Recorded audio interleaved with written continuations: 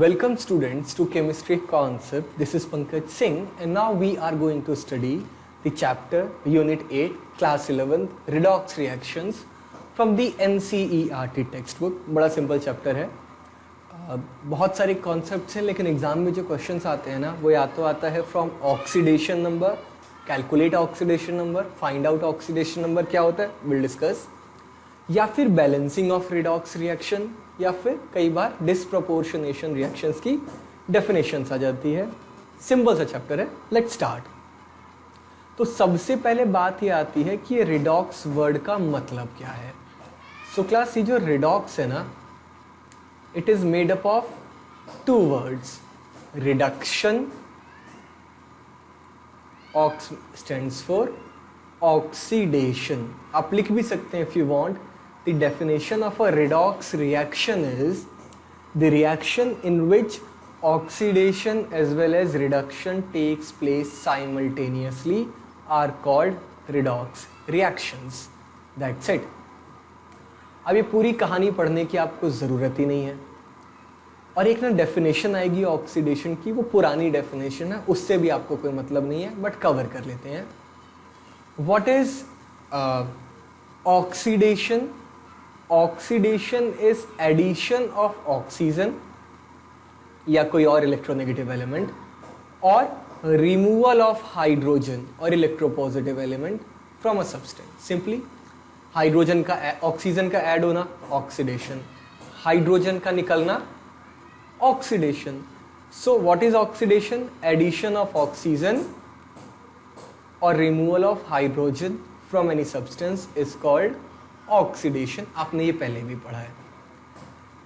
Reduction क्या होगा? इसका उल्टा, that is removal of oxygen and addition of hydrogen. That's it. ये पुरानी डेफिनेशन है, किसी काम नहीं आने वाली है। एक और नई डेफिनेशन है रिडॉक्स रिएक्शंस की, वैसे देख लेते हैं एक बार के लिए। 8.1 इसमें क्या हो रहा है आप देख सकते हैं। H2S कन्वर्ट हो रहा है S के अंदर, यानी सल्फर से हाइड्रोजन रिमूव होता है, तो सल्फर का क्या हो रहा है यहाँ पे? ऑक्सीडेशन। और क्लोरीन में हाइड्रोजन ऐड हो रहा है ना, तो इसका हो गया reduction. In the same way आप सेकंड थर्ड देखिएगा अपने आप। ये क्वेश्चन एग्जाम में नहीं आएंगे। एग्जाम में क्या आएगा? एक नई definition, redox reactions in terms of electron transfer reactions। ये क्या है मैं लिखवाता हूं क्लास। ऑक्सीडेशन मतलब लॉस ऑफ इलेक्ट्रॉन, रिडक्शन मतलब गेन ऑफ इलेक्ट्रॉन्स। समझाता हूं। आपने सुना होगा क्लास अक्सर कि सोडियम जब क्लोरीन के कांटेक्ट में आता है ना, सोडियम एक इलेक्ट्रॉन लूज कर देता है और उस इलेक्ट्रॉन को क्लोरीन गेन करके Cl नेगेटिव बन जाता है ना। Sodium loses an electron and that electron is accepted by chlorine. तो पता है यहाँ पे हम ये बोलेंगे कि हमारे सोडियम का हो रहा है ऑक्सीडेशन एंड क्लोरीन का हुआ रिडक्शन। यही काम आने वाली है अब। Loss of electron oxidation, if something is gaining electron reduction, sorry loss of electron oxidation, obviously gain of electron reduction. Chlorine और सोडियम वाला एग्जांपल है यहाँ पे सीधे देखो, ये लिखा reactions that involve loss of electrons are called oxidation reactions and the reactions that involve gain of electrons are called reduction reactions। और जिनमें ये दोनों एक साथ होती है, कोई ऑक्सीडाइज हो रहा है कोई रिड्यूस हो रहा है, आर कॉल्ड रिडॉक्स रिएक्शंस। जैसे ये NaCl वाला ही एग्जांपल अगर हम लें, मैं अलग से आपको देखिए यही समझाता हूँ। तो Na कन्वर्ट हुआ Na पॉजिटिव में ना, Na ने इलेक्ट्रॉन लूज किया और क्लोरीन ने इलेक्ट्रॉन गेन किया। तो जैसे मैंने बताया था, सोडियम का हुआ ऑक्सीडेशन, क्लोरीन का हो रहा है रिडक्शन। और ये जो पूरी रिएक्शन है इससे बोलेंगे रिडॉक्स रिएक्शन, बिकॉज ऑक्सीडेशन भी हो रहा है किसी का और किसी का रिडक्शन भी हो रहा है एक ही रिएक्शन के अंदर। अब शायद आपको याद आ गया होगा, जिसका ऑक्सीडेशन होता है ना उससे रिड्यूसिंग एजेंट बोलते हैं, और जिसका रिडक्शन होता है उसे ऑक्सीडाइजिंग एजेंट बोलते हैं, है ना। ये तो याद होगा 11 से। तो यहाँ लिख रखा है, यही डेफिनेशन सबसे काम की है जो 4 यहाँ पे लिखी हुई है, बाकी सब फर्जी है। Loss of electrons by any species is called oxidation, gain of electron by any species is called reduction. जिसका रिडक्शन हुआ यानी जिसने इलेक्ट्रॉन एक्सेप्ट किया, दैट इज ऑक्सीडाइजिंग एजेंट, और जिसका ऑक्सीडेशन हुआ यानी जिसने इलेक्ट्रॉन लूज किया, that is called reducing agent. Justify that 8.2 is a redox reaction, इसके बारे में थोड़ी देर में बात करेंगे। पहले ना मैं आपको एक चीज सिखा देता हूं। कॉम्पिटिटिव इलेक्ट्रॉन ट्रांसफर किसी काम का नहीं है क्लास, मैं इसीलिए इस पे नहीं आ रहा हूं बार बार, ठीक है। अब कोई बोलेगा कि लाइन बाय लाइन क्यों नहीं पढ़ाया, क्यों पढ़ाएं जब काम का ही नहीं है। दोबारा आएंगे इसके ऊपर, रुकिए। सबसे पहले ना मैं आपको सिखाता हूं सीधे ऑक्सीडेशन नंबर निकालना। होता क्या है ऑक्सीडेशन नंबर, वो बात की बात है। आपसे क्वेश्चन क्या आएगा कि CO2 में, कार्बन डाइऑक्साइड में, find out the oxidation number of carbon. करना कैसे है? ऑक्सीडेशन नंबर का मतलब ये है, अच्छा NaCl में sodium has +1 charge, chlorine has -1 charge, बहुत बढ़िया। H2O में आप कह देंगे हाइड्रोजन इज +1, ऑक्सीजन इज -2, ये होगा ना। कैसे? ये तो कोवेलेंट कंपाउंड है, कोवेलेंट कंपाउंड में थोड़े ही चार्जेस होते हैं। यहाँ तो समझ में आ गया ये आयोनिक है, इलेक्ट्रॉन ट्रांसफर से हुआ था। यहाँ कैसे लिख दिया आपने? ये चार्जेस नहीं है, ये है ऑक्सीडेशन नंबर। जैसे आयोनिक सब्सटेंसेस में चार्ज होता है ना, वैसे ही कोवेलेंट में उसे ऑक्सीडेशन नंबर कहते हैं। मतलब अगर HO बॉन्ड टूट जाए, ये सारे बॉन्ड में तोड़ दूं, तो क्योंकि ऑक्सीजन ज्यादा इलेक्ट्रोनेगेटिव है तो ये बॉन्ड के ना दोनों इलेक्ट्रॉन ऑक्सीजन अपने पास रख लेगा। अब एक बॉन्ड के जो उसने 2 इलेक्ट्रॉन रखे उसमें एक तो उसका था, लेकिन एक तो उसने हाइड्रोजन का छीना, तो क्योंकि 2 बॉन्ड्स टूटे, दोनों हाइड्रोजन का एक इलेक्ट्रॉन उसने अपने पास रख लिया, ऑक्सीजन पे -2 चार्ज आएगा, दोनों हाइड्रोजन +1 बन जाएंगे। That means if a covalent bond breaks in the form of an ionic compound, ionic bond, यानी कि कोवेलेंट बॉन्ड अगर आयनिक बॉन्ड बन जाए मैजिक से चाहे जैसे भी, तब किस पे कितना चार्ज आएगा, that is called oxidation number. कोई फिजिकल सिग्निफिकेंस नहीं है। कई बार बोला जाता है कि oxidation number concept is only for book keeping, किताबों के लिए, बट ऐसा नहीं है, बहुत सारी चीजें रिवील होती हैं। अब इतना याद रखिएगा, जो आयनिक कंपाउंड में चार्ज होता है कोवेलेंट में, उसे हम ऑक्सीडेशन नंबर कहते हैं। निकालने का तरीका क्या है? कुछ ऑक्सीडेशन नंबर्स आपको याद रखने पड़ेंगे, जैसे कि जितने भी ग्रुप 1 वाले होते हैं ना, उनका ऑक्सीडेशन नंबर, ग्रुप 1 का ऑक्सीडेशन नंबर सबका +1 होता है। जितने भी मेटल्स हैं ग्रुप 1 में, सबका ऑक्सीडेशन नंबर 1। जितने भी ग्रुप 2 वाले होते हैं ना, उनका होता है +2। जितने भी ग्रुप 17 वाले होते हैं उनका होता है -1 विद सम एक्सेप्शंस। जितने भी ग्रुप 16 वाले होंगे उनका होगा -2 विद सम एक्सेप्शंस, ठीक है।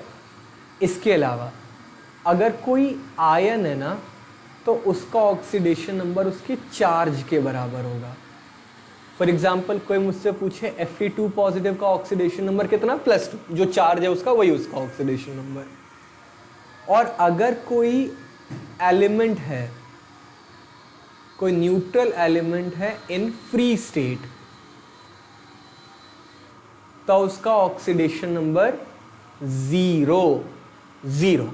मतलब कोई मुझसे पूछे भैया ऑक्सीजन का ऑक्सीडेशन नंबर 0, नाइट्रोजन का 0, कार्बन का 0, इनफैक्ट O2 का, वो भी तो एलिमेंट ही है ना, 0, N2 का दैट इज ऑल्सो 0, C60 का दैट इज ऑल्सो 0। अब इस रूल को फॉलो करते हुए मैं आपको ऑक्सीडेशन नंबर निकालना सिखाता हूं। ये याद रखना है हमेशा रूल, हमेशा हमेशा। अब देखो वैसे ना मैं एक दो रूल और लिखवा देता हूं ग्रुप 16-18 से आगे निकल करके। जो हमारा ऑक्सीजन है ना, with certain exception it is always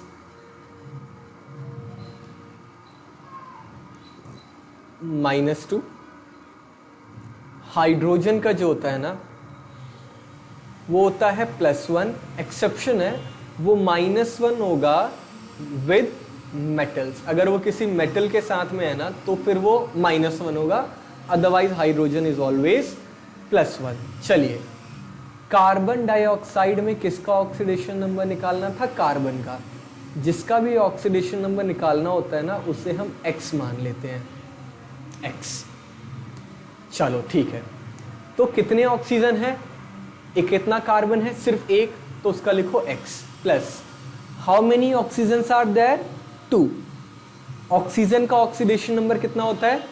-2 equals to पूरे मॉलिक्यूल पे क्या कुछ चार्ज है? नहीं, न्यूट्रल है। न्यूट्रल मतलब कोई चार्ज नहीं है, जीरो चार्ज। तो जितना भी चार्ज होता है ना उसे इक्वल्स टू में उस तरफ लिखते हैं। x आ जाएगा +4। तो कार्बन पे चार्ज कितना है? यहाँ पे ऑक्सीडेशन नंबर कितना है कार्बन का? +4। आई होप समझ में में आ गया हो, नहीं आया हो। एक और एग्जांपल करते हैं। CO3 नेगेटिव कार्बोनेट आयन में कार्बन का ऑक्सीडेशन नंबर निकालिए। मैंने क्या बताया था? जिसका भी ऑक्सीडेशन नंबर निकालना है ना उसे मानो x plus oxygen, 3 oxygen, each oxygen is -2 equals to the charge over the molecule -2। x आ जाएगा, बताइए, -2 + 6 इक्वल्स टू +4।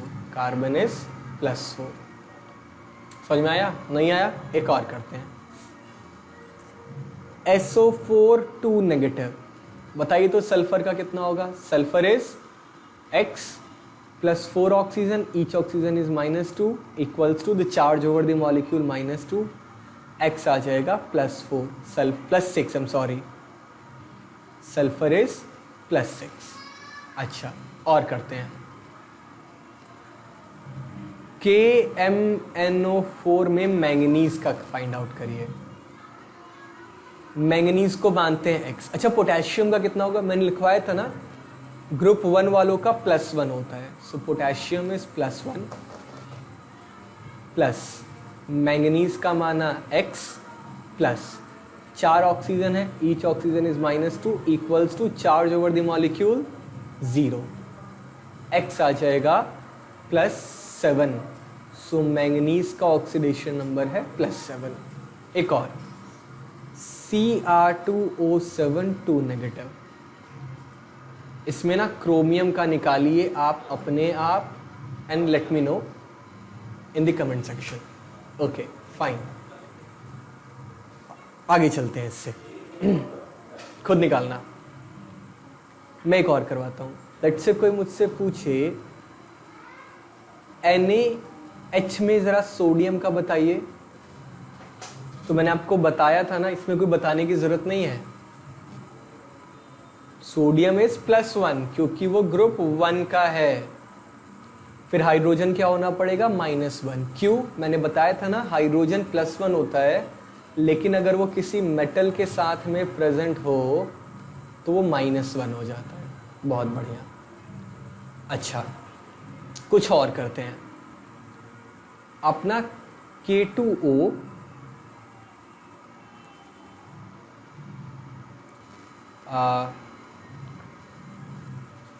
Na2O2, ठीक है, और पोटेशियम ही कर देते हैं, चलो, KO2। इन तीनों का में आप ऑक्सीजन का ऑक्सीडेशन नंबर निकालिए तो ये सारे potassium and sodium and potassium group 1 के हैं, कोई एक्सेप्शन नहीं है, इनका हमेशा +1 रहता है। सही है। तो ऑक्सीजन का निकालना है ना, 2 potassium each with +1 plus oxygen को माना x इक्वल्स टू 0। x कितना निकल करके आया? -2। बहुत बढ़िया। दूसरे में निकालते हैं तो 2 sodium, sodium is +1 plus 2 oxygen, so 2x equals to 0। x कितना निकल करके आया? -1। बहुत बढ़िया। थर्ड में ट्राई करते हैं तो potassium is +1 plus 2 oxygen each is x equals to 0। x कितना निकल करके आ रहा है? -12। ऐसा कैसे? बिल्कुल ऐसा ही होता है। जिसमें -2 होता है ना उसे बोलते हैं ऑक्साइड, पोटेशियम ऑक्साइड। जिसमें -1 होता है ना उसे बोलते हैं पेरोक्साइड, सोडियम पेरोक्साइड। और जिसमें -12 होता है ना उसको बोलते हैं super oxide, potassium super oxide. तो ऑक्साइड 3 टाइप के होते हैं, normal oxide, peroxide, super oxide. बहुत ही बढ़िया। तो चलिए अब ना ज़रा अपने, और अब देखिए ऑक्सीडेशन एंड रिडक्शन की एक और डेफिनेशन, बड़ी typical. Loss of electron is oxidation ना। एक और लिखिए, increase in oxidation number is called oxidation and the process of decrease in oxidation number is called reduction। इसी एग्जाम्पल को देख लेते हैं जो मैंने कहा था, हम थोड़ी देर में वापस आएंगे। क्या था? Prove that this is a redox reaction. Reaction क्या है हमारी? 2 moles ऑफ, मैं कहीं और ही लिखता हूं, 2 sodium plus H2 forming 2NaH, 2NaH। ये है ना? बिल्कुल। अब सी, सोडियम का ऑक्सीडेशन नंबर कितना है यहाँ पे? 0। क्यों? Elements in their free state 0 ही होते हैं, किसी फ्री एलिमेंट का 0 ही होगा। हाइड्रोजन का भी 0, sodium +1, hydrogen -1।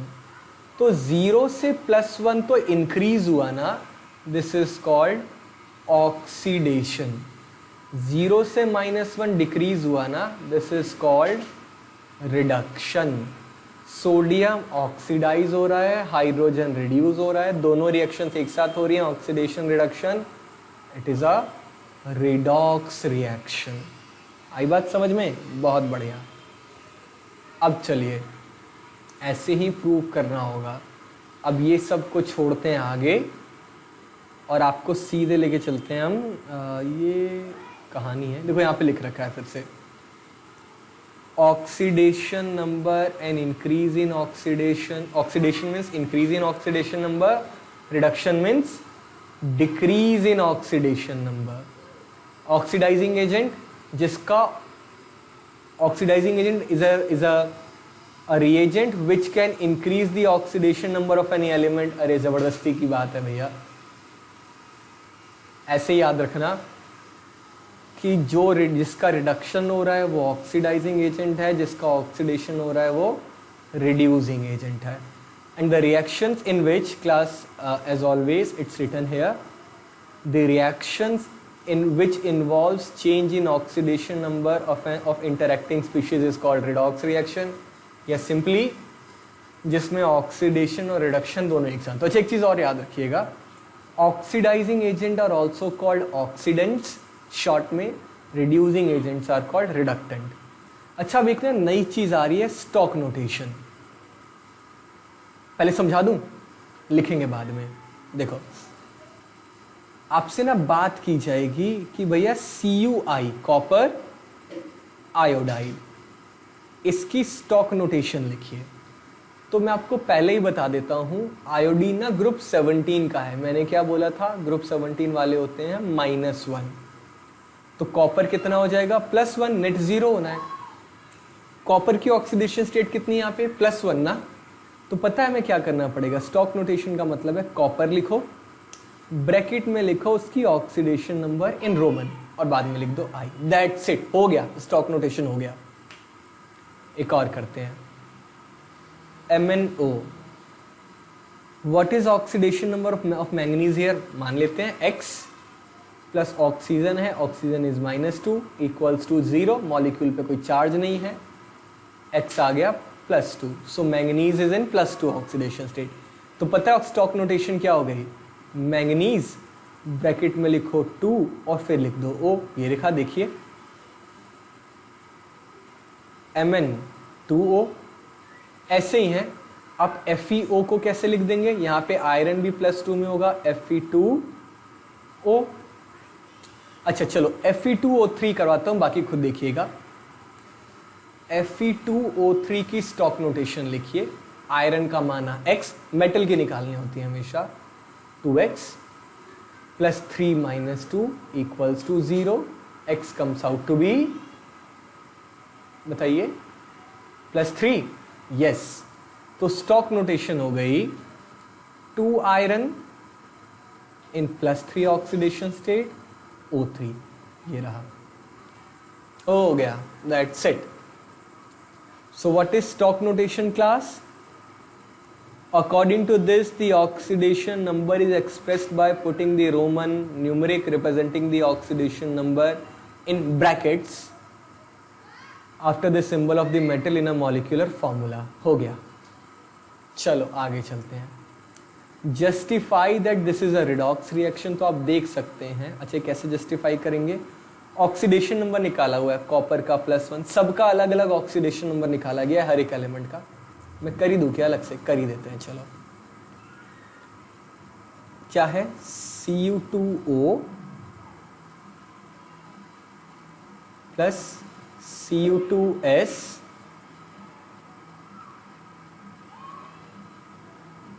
Giving 6 copper plus I believe sulphur dioxide. ये बताना है कि रिडॉक्स रिएक्शन है या नहीं। तो क्या करना है, हर एक एलिमेंट का ऑक्सीडेशन नंबर निकालिए। यहाँ पे कॉपर +2 है, ऑक्सीजन -2, कैसे निकालना है आप जानते हैं, हमने सीख लिया। Here also copper is +2, sulphur is -2, यहाँ कॉपर है 0, यहाँ सल्फर है +4 और यहाँ ऑक्सीजन है -2। कैसे निकला, X is for sulphur, 2 - 2 is oxygen equals to 0, X आ जाएगा +4। तो आप देखिए क्लास, कॉपर गया +2 से 0, रिडक्शन। सल्फर गया -2 से +4, ऑक्सीडेशन। -2 से +4 इंक्रीज है ना, तो it is a redox reaction, that's it. अच्छा, अब आता है types of redox reaction. Types of redox reactions, I believe आपको मालूम है, ये पढ़ा है आपने, कोई नहीं पूछता एग्जाम में, बट फिर से बता दूं। कॉम्बिनेशन रिएक्शंस, वो सारी रिएक्शन जिसमें चीजें कंबाइन होती हैं। Carbon combining with oxygen to form carbon dioxide, magnesium combining with nitrogen to form magnesium nitride, जब दो चीजें कंबाइन होती हैं, ठीक है। इसका ठीक है कैरेक्टरिस्टिक क्या है, जनरली प्रोडक्ट में मॉलिक्यूल कम होते हैं, रिएक्टेंट साइड में ज्यादा होते हैं, क्योंकि वो जुड़ गए। डिकॉम्पोजिशन रिएक्शन, सो डिकॉम्पोजिशन मतलब टूटना। ऐसी रिएक्शन जिसमें कुछ टूट भी रहा है, something is getting decomposed, as well as उसमें रिडक्ट, और वो रिडॉक्स रिएक्शन भी है, उसे बोलेंगे डिकॉम्पोजिशन रिडॉक्स रिएक्शन। जैसे वाटर डिकम्पोज होता है to give hydrogen and oxygen. At the same time आप देख सकते हैं कि इस पूरी प्रोसेस में ना हाइड्रोजन +1 से 0 गया, रिड्यूस हो गया, ऑक्सीजन -2 से 0 गया, ऑक्सीडाइज हो गया। तो रिडॉक्स रिएक्शन भी है, डिकॉम्पोजिशन भी है। फिर मेटल डिस्प्लेसमेंट, वही जिसमें एक मेटल दूसरे को रिप्लेस कर देता है। आपने पढ़ा है जिंक ने डिस्प्लेस कर दिया कॉपर को to form zinc sulphide and copper, और इसमें जिंक 0 से चला गया +2 में, कॉपर चला गया +2 से 0 में। तो और इसमें एक मेटल ने दूसरे मेटल को डिस्प्लेस किया, metal displacement. Non metal displacement भी होता है। देखिए मैंने सोडियम को पानी में डाला और सोडियम ने हाइड्रोजन को डिस्प्लेस कर दिया, नॉन मेटल डिस्प्लेसमेंट रिएक्शन। कोई नहीं पूछेगा ये सब एग्जाम में। एग्जाम में आपसे क्या पूछेंगे, चैप्टर की स्टार्टिंग में मैंने आपसे बताया था डिस्प्रपोर्शनेशन रिएक्शंस बहुत बहुत ज्यादा जरूरी है, ध्यान से सुनिएगा। The reaction in disproportionation reaction, an element in one oxidation state is simultaneously oxidized and reduced। अपने शब्दों में बोलूं तो एक ही एलिमेंट ऑक्सीडाइज भी होता है और रिड्यूस भी होता है। जैसे H2O2 हाइड्रोजन पेरोक्साइड डिकम्पोज हुआ to give H2O plus O2। Balance कर लेते हैं इसे। अब देखिए क्लास, हाइड्रोजन तो दोनों तरफ +1 है। पहला वाला हाइड्रोजन पेरोक्साइड है ना, ऑक्सीजन -1 है, यहां ऑक्सीजन -2 है, यहां ऑक्सीजन 0 है। तो देखिए -1 से -2 रिडक्शन, -1 से 0 ऑक्सीडेशन। हाइड्रोजन पेरोक्साइड का ही ऑक्सीजन ऑक्सीडाइज भी हो रहा है, रिड्यूस भी हो रहा है। तो हम बोलेंगे H2O2 डिस्प्रपोर्शनेट हो रहा है, या हाइड्रोजन पेरोक्साइड का डिस्प्रपोर्शनेशन हो रहा है। ठीक है, बहुत बढ़िया। इन द सेम वे देख सकते हैं, बहुत सारे एग्जाम्पल्स गिवन है। फॉस्फोरस 0 से -3 रिडक्शन, 0 से +1 ऑक्सीडेशन। सो जब कोई सब्सटेंस ऑक्सीडाइज भी हो, रिड्यूस भी हो, उसे कहते हैं डिस्प्रपोर्शनेशन रिएक्शन। ठीक है, ये आता है एग्जाम में। अच्छा, उसके अलावा एक ये है class, paradox of fractional oxidation number. देखिए आपसे ना ये पूछा जाएगा, अब इस मॉलिक्यूल में ना, यही है ना, इसमें ना आप सारे कार्बन की ऑक्सीडेशन नंबर निकालिए। तो क्लास में आपको एक बात बता दूं, जो सेम एटम के बॉन्ड होते हैं ना, वो ऑक्सीडेशन नंबर में पार्टिसिपेट नहीं करते। मतलब ये बॉन्ड को भूल जाओ, ये बॉन्ड को भूल जाओ, same bonds never participate to the oxidation number.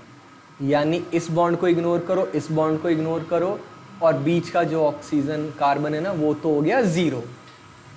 That's it. अच्छा, अब जब इसकी बात करेंगे, कार्बन ऑक्सीजन है ना, और carbon oxygen is -2, carbon is +2, -2 +2।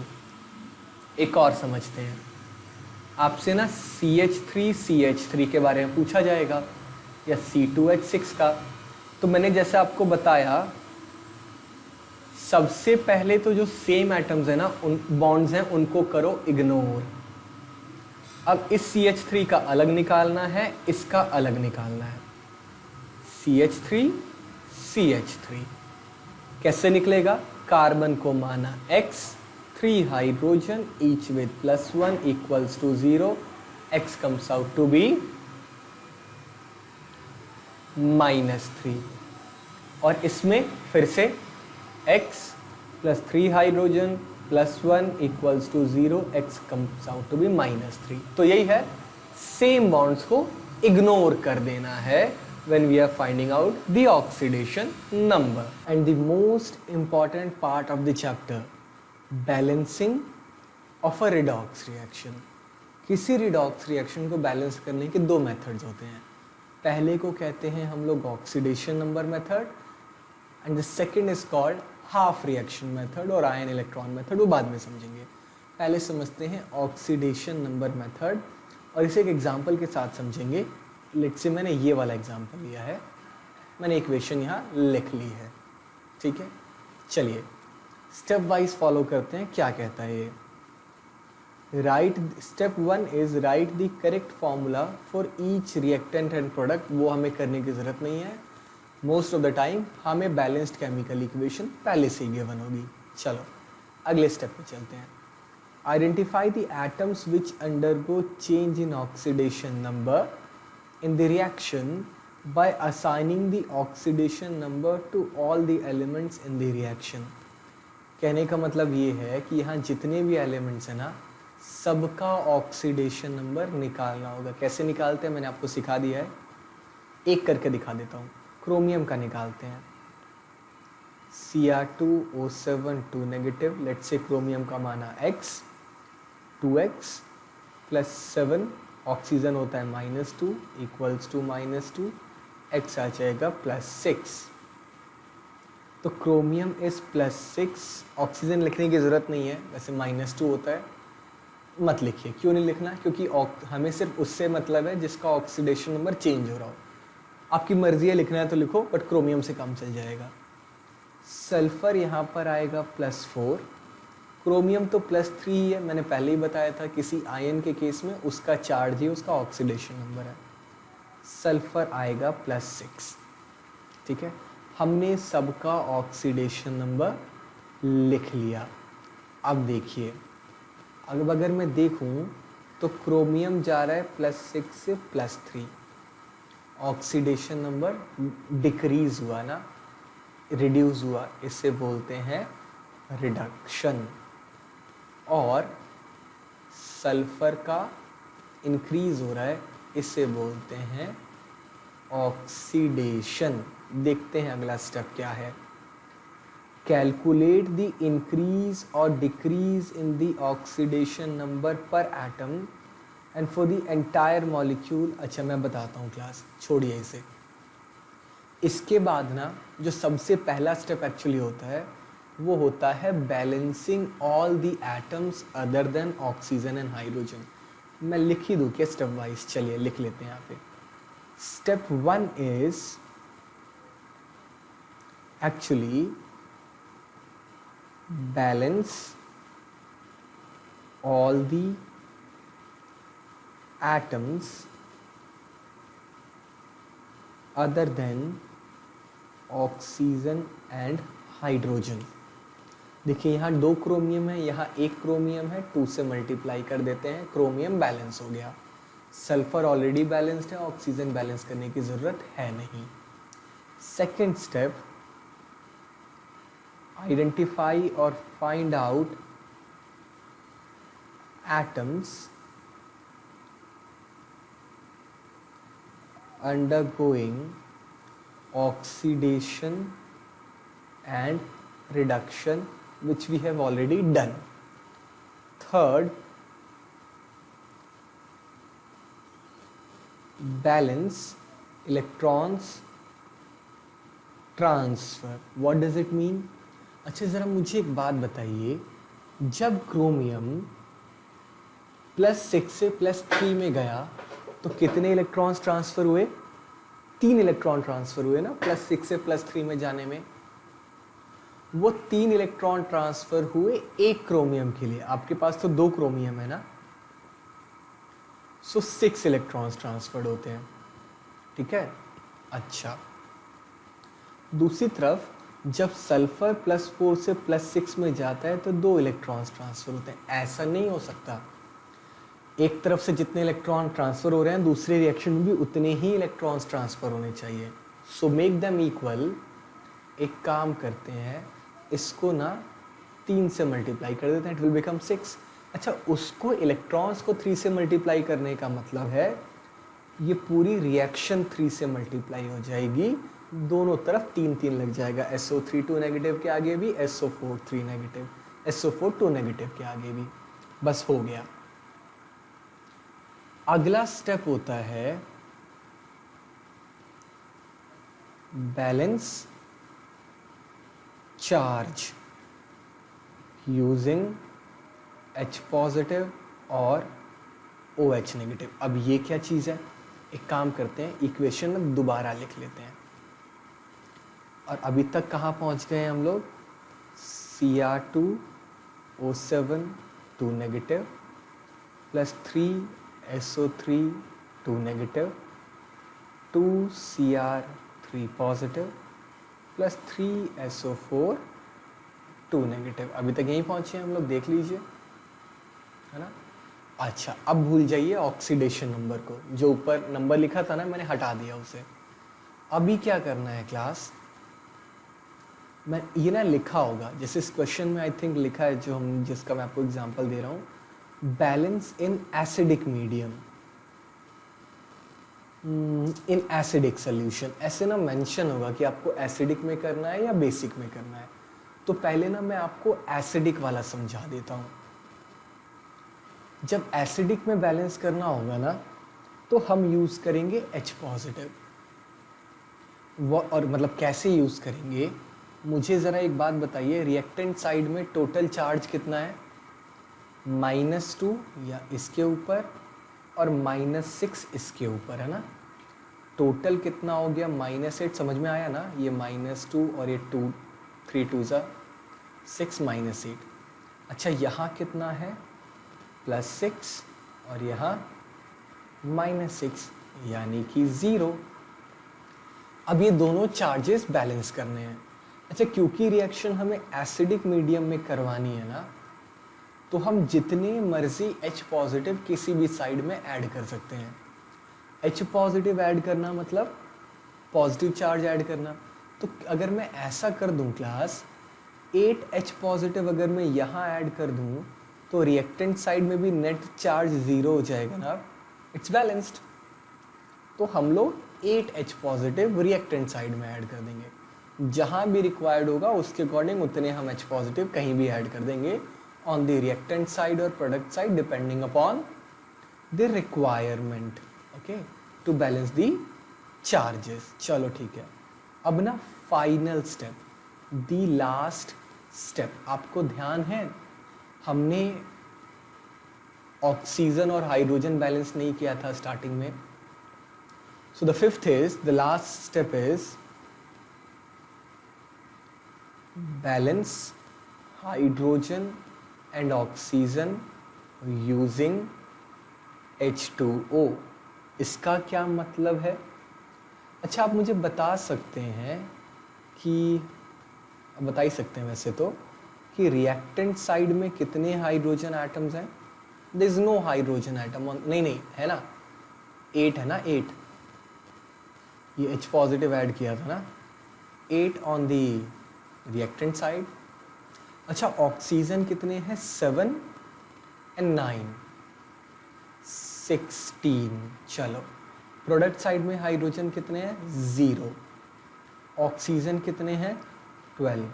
अच्छा, डिफरेंस कितने का है दोनों में, difference is of 8 hydrogen atoms and 4 oxygen atom, है ना, which can be satisfied if we use 4 water molecules. देखिए, हाइड्रोजन हो जाएगा 8, ऑक्सीजन हो जाएगा 4, सही है। कहाँ पर कम पड़ रहे हैं, रिएक्टेंट साइड में या प्रोडक्ट साइड में, प्रोडक्ट साइड में। तो बस सिंपल है, 4H2O यहाँ लिख दीजिए, balanced, reaction is totally balanced, ठीक है। And the balanced chemical equation is Cr2O7 2 negative plus 3SO3 2 negative 8H positive 2Cr3 positive 3SO4 2 negative plus 4H2O, a balanced chemical equation, that's it। let me repeat, सब वैसे तो आप rewind करके देख ही सकते हैं वीडियो, तो रिपीट करने की जरूरत नहीं है। लेव इट, अगले मेथड पे चलते हैं। द नेक्स्ट मेथड इज, अच्छा नहीं रुको, मेथड नहीं, अभी नहीं क्लास। अगर मुझे इसी रिएक्शन को एसिडिक की जगह बेसिक मीडियम में बैलेंस करना होता, किस में बैलेंस करना होता क्लास, एसिडिक की जगह बेसिक मीडियम में, तब पता है मैं क्या करता, क्योंकि मुझे बेसिक में करना है, तो स्टेप 4 से चेंज आएगा। अगर बेसिक मीडियम में करना है ना तो मैं H पॉजिटिव की जगह OH नेगेटिव यूज करूंगा। कितने चार्जेस हैं मैंने पहले कैलकुलेट किया था, यहाँ -8 है, प्रोडक्ट साइड में 0 है, तो मेरे पास में ऐड करने के लिए क्या है OH नेगेटिव। तो एक काम करते हैं ना, 8 OH नेगेटिव यहाँ ऐड कर देते हैं, यहाँ भी -8 हो जाएगा। That's it. हमें चार्जेस बैलेंस करने हैं, एक तरफ -8 है, एक तरफ 0 है, तो जहाँ 0 है वहाँ मैंने OH नेगेटिव ऐड कर दिया। OH नेगेटिव ऐड करूँगा या H पॉजिटिव ऐड करूँगा वो लिखा होगा। अगर एसिडिक मीडियम में बैलेंस करना है विल यूज़ H पॉजिटिव, अगर बेसिक मीडियम में बैलेंस करना है विल यूज़ OH नेगेटिव। और ये एग्जाम में क्वेश्चन में गिवन होगा कि आपको किस मीडियम में बैलेंस करना है। फिर जब आपने कर लिया चार्ज बैलेंस तो फाइनल स्टेप पर आ जाइए, that is balancing of hydrogen and oxygen. Reactant side में कितना हाइड्रोजन 0, ऑक्सीजन कितना अभी भी 16। What about product side, hydrogen is 8, oxygen is 8 and 20। अच्छा डिफरेंस कितने का है, डिफरेंस है फिर से 8 हाइड्रोजन एंड 4 ऑक्सीजन का, यानी कि 4 वाटर मॉलिक्यूल का, बट अब की बार कम कहाँ है ऑन दी रिएक्टेंट साइड, तो 4H2O यहाँ ऐड कर देते हैं। दैट्स इट, हो गई balanced chemical equation in basic medium. ठीक है, चलो एसिडिक में H पॉजिटिव यूज़ करना है, बेसिक में OH नेगेटिव यूज़ करना है, सिर्फ 4th स्टेप में डिफरेंस आएगा, बाकी सब कुछ सेम। देखिए इक्वेशन हमारी बैलेंस्ड हो गई। एसिडिक मीडियम में यही था ना, कहाँ गई, the final balanced equation is ये वाली, देख लीजिए। अच्छा अब ना एक और मेथड यूज करते हैं कॉल्ड हाफ रिएक्शन मेथड और आयन इलेक्ट्रॉन मेथड। और इस हाफ रिएक्शन मेथड या आयन इलेक्ट्रॉन मेथड से ये बैलेंस करते हैं, that is MnO4 negative plus I negative giving MnO2 plus I2। अब देखिए class,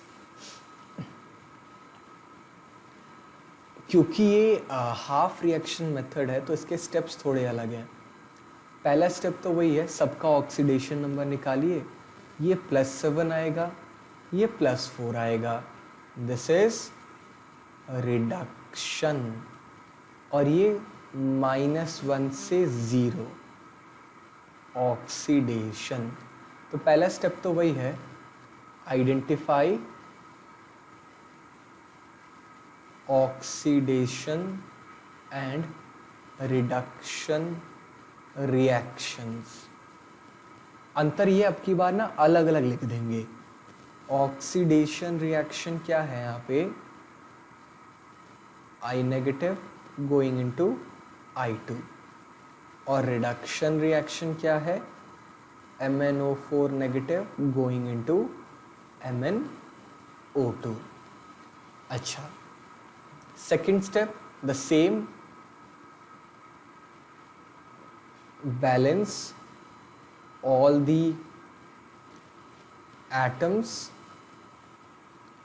other than oxygen and hydrogen। तो बैलेंसिंग के लिए क्या करना पड़ेगा, दोनों का अलग अलग बैलेंस करना पड़ेगा। I को 2 से मल्टीप्लाई कर दो। रिडक्शन वाले में तो ऑक्सीजन बैलेंस करना नहीं है, मैंगनीज पहले से बैलेंस्ड है। थर्ड स्टेप, ठीक है, third step is balance oxygen using H2O। Reactant side में तो कोई ऑक्सीजन, ऑक्सीडेशन वाले में तो ऑक्सीजन की बात ही नहीं है, लेकिन रिडक्शन वाले में प्रोडक्ट साइड में they are 2 oxygen, reactant side में they are 4 oxygens. To balance this हम प्रोडक्ट साइड में 2H2O ऐड कर देते हैं। इससे क्या होगा, 2 ऑक्सीजन ऐड हो गए। अच्छा, फोर्थ, डज नॉट मैटर वो एसिडिक मीडियम में है या बेसिक में, balance hydrogen using H positive, balance hydrogen using H positive. तो रिएक्टेंट ऑक्सीडेशन वाले में तो फिर कोई दिक्कत नहीं है, प्रोडक्ट वाले में रिडक्शन वाले में ना प्रोडक्ट साइड में दे आर 4 हाइड्रोजन्स, रिएक्टेंट में एक भी नहीं है तो 4H पॉजिटिव ऐड कर देते हैं।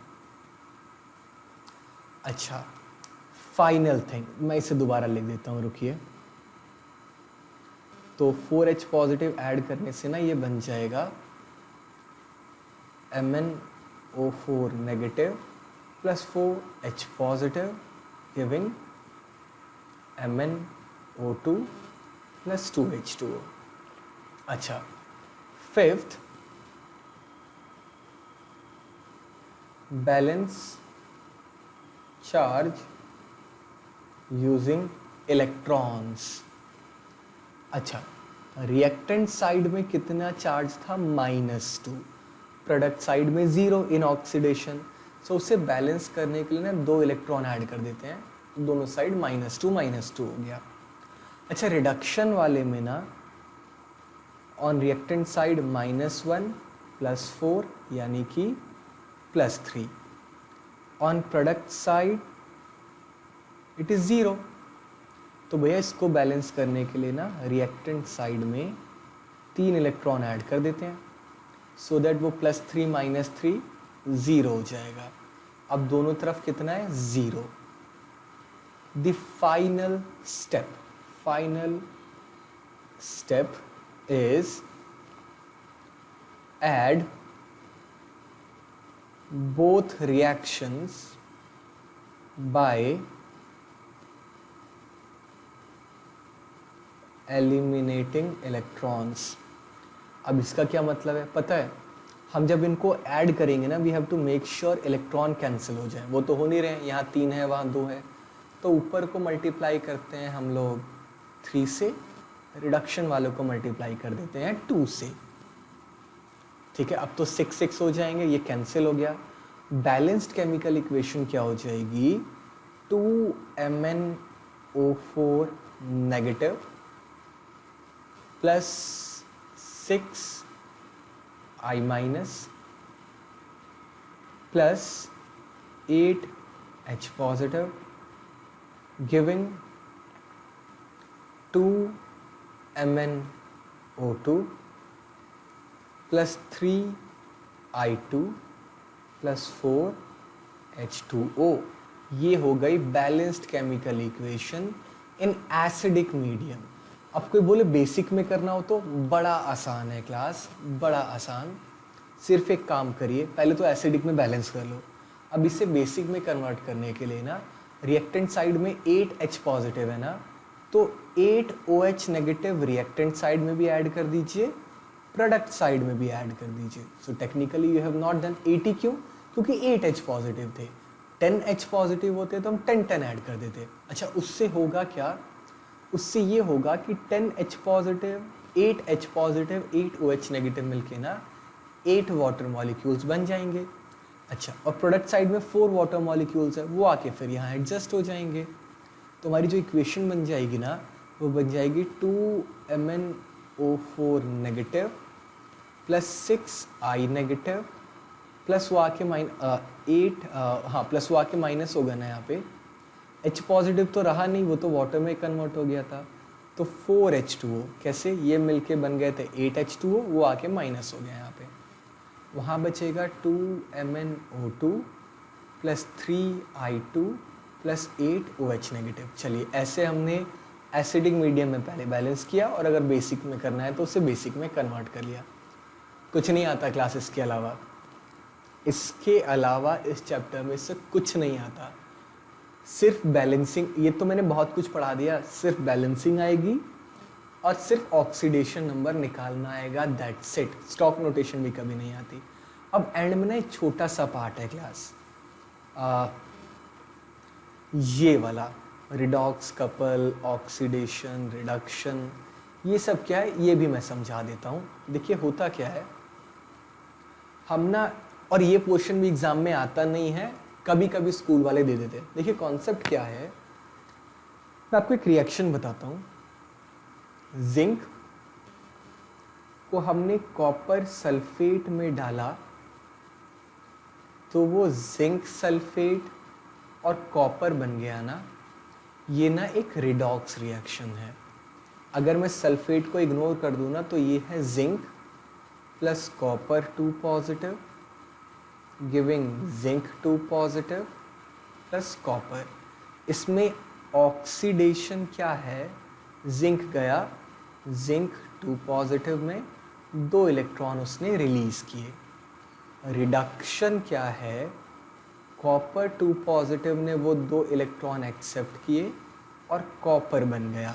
ठीक है, इट्स अ रिडॉक्स रिएक्शन। तो फंडामेंटल पता एक थॉट आई कि एक काम करते हैं, मैं ना एक कंटेनर लेता हूँ, ZnSO4 में जिंक की रॉड को डिप करता हूँ, एक और बीकर लेता हूँ फॉर एग्जांपल, उसमें कॉपर सल्फेट सॉल्यूशन फिल करके कॉपर की रॉड डिप करता हूँ और दोनों को वायर से जोड़ दिया। और सर्किट को कंप्लीट करने के लिए ना एक हॉलो यू शेप ट्यूब डाल दी। This U shape tube is called salt bridge. अब देखिए, मैं किसी भी इलेक्ट्रोड की बात करूँ ना तो यहाँ पर ना 2 चीज़ें अवेलेबल हैं। एक तो जिंक अवेलेबल है और एक जो कि रॉड में है, और एक जिंक 2 पॉजिटिव अवेलेबल है जो कि सोल्यूशन में है। इन द सेम वे वहाँ पर भी कॉपर अवेलेबल है और कॉपर 2 पॉजिटिव अवेलेबल है। अब हो क्या सकता है, या तो जिंक 2 पॉजिटिव में कन्वर्ट हो जाए या जिंक 2 पॉजिटिव जिंक में कन्वर्ट हो जाए, यानी कि या तो जिंक का ऑक्सीडेशन हो जाए या जिंक का रिडक्शन हो जाए। जब दोनों एक दूसरे कॉन्टेक्ट में आएंगे तो सेम पॉसिबिलिटी यहाँ है, या तो कॉपर का ऑक्सीडेशन हो जाए या कॉपर का रिडक्शन हो जाए। तो पता है, tendency of a metal to get oxidized or reduced is called its oxidation potential or reduction potential. Tendency of zinc to convert into zinc positive is called oxidation potential of zinc, and tendency of zinc to convert into zinc zinc 2 positive to convert into zinc is called its reduction potential. Tendency to get oxidized is oxidation potential, tendency to get reduced is called reduction potential. तो यहाँ पर ना एक table बनी हुई है जहाँ सबकी रिडक्शन पोटेंशियल वैल्यूज दे रखी हैं। तो अगर आप जिंक और कॉपर को कंपेयर करेंगे ना, जिंक का जो रिडक्शन पोटेंशियल गिवन है क्लास इस टेबल के अंदर, जरा ध्यान से देखिए तो कितना है, -0.76, यानी ये रिड्यूस होना नहीं चाहता, इसका रिडक्शन पोटेंशियल बहुत कम है, ये रिड्यूस नहीं होना चाहता। कॉपर का रिडक्शन पोटेंशियल जिंक से ज़्यादा है, यानी कॉपर रिड्यूस होना चाहता है। हम ना कंपेयर करेंगे, जिंक का जो रिडक्शन पोटेंशियल है यानी tendency of zinc 2 positive to convert into zinc, वो है -0.76 वोल्ट, लेकिन tendency of copper 2 positive to convert into copper is +0.34 volt. ज़्यादा किसका है रिडक्शन पोटेंशियल, कॉपर का। तो कॉपर का होता है रिडक्शन, जिंक का होता है ऑक्सीडेशन। यानी जिंक वाले पे जो रिएक्शन होगी ना वो होगी zinc converting into zinc 2 positive releasing 2 electrons. अब क्या होगा कि जो जिंक 2 पॉजिटिव में कन्वर्ट हुआ है ना, वो जिंक 2 पॉजिटिव तो सोल्यूशन में डिसॉल्व हो जाएगा, और जो 2 इलेक्ट्रॉन रिलीज हुए हैं वो इस सर्किट से फ्लो होते हुए इस तरफ पहुंचेंगे, जहां पर उन 2 इलेक्ट्रॉन्स को ना एक्सेप्ट कर लेगा कॉपर 2 पॉजिटिव, क्योंकि उसने तो रिड्यूस होना है, और बन जाएगा कॉपर।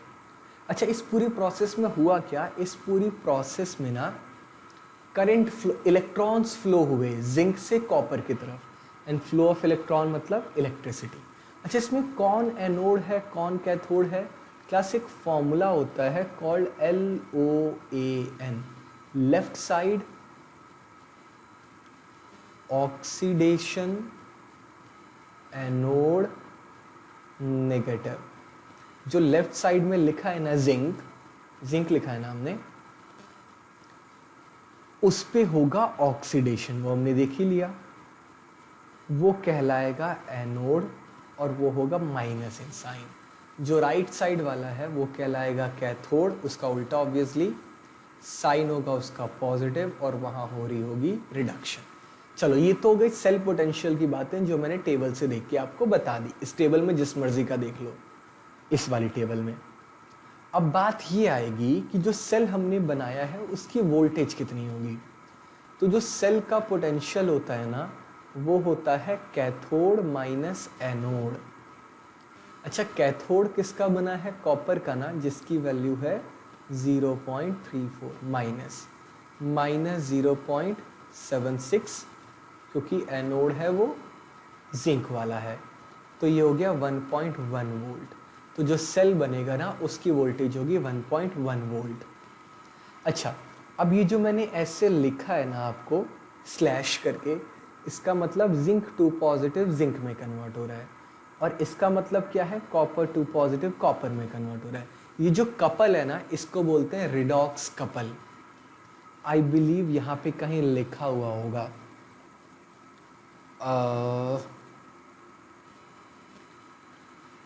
ये पूरी की पूरी कहाँ, ये रहा। A redox couple is defined as having together oxidized and reduced form of a substance taking part in oxidation and reduction half reaction, यानी यही zinc to positive, ये एक redox couple हो गया, और zinc to positive to zinc ये भी एक redox couple हो गया। यही है पूरी की पूरी कहानी। और जिस सेल की मैंने आपको बात करी है ना अभी, उस सेल को बोलते हैं डैनियल सेल। ठीक है, electrode potential, standard electrode potential, इतना ही है। Chapter finishes with this part. आखिरी वाला पार्ट ज़्यादा काम का क्यों नहीं है? क्योंकि वो 12th में दोबारा पढ़ने को मिलेगा। Let me repeat once again, काम की दो ही चीज़ें हैं, ऑक्सीडेशन नंबर निकालना, रिएक्शन बैलेंस करना, आयन इलेक्ट्रॉन मेथड से हाफ या फिर ऑक्सीडेशन नंबर मेथड से। ऑक्सीडेशन नंबर के अगला वाला जो होता है ना हाफ रिएक्शन मेथड, उसे आयन इलेक्ट्रॉन मेथड भी कहते हैं। अच्छा, कौन सा मैं आपको स्क्रीन पे दिखा देता हूँ क्लास। ये जो सेकंड वाला मैंने रिएक्शन किया था ना, ये तो था ऑक्सीडेशन फर्स्ट वाला नंबर मेथड, और जो दूसरा वाला मैंने किया था ना अलग अलग स्प्लिट करके, इसे बोलते हैं हाफ रिएक्शन मेथड और ion electron method. I hope this was clear to you. If not, you can always ask me personally. And don't forget to share this video with your friends and subscribe the channel. Thank you. Thanks for watching.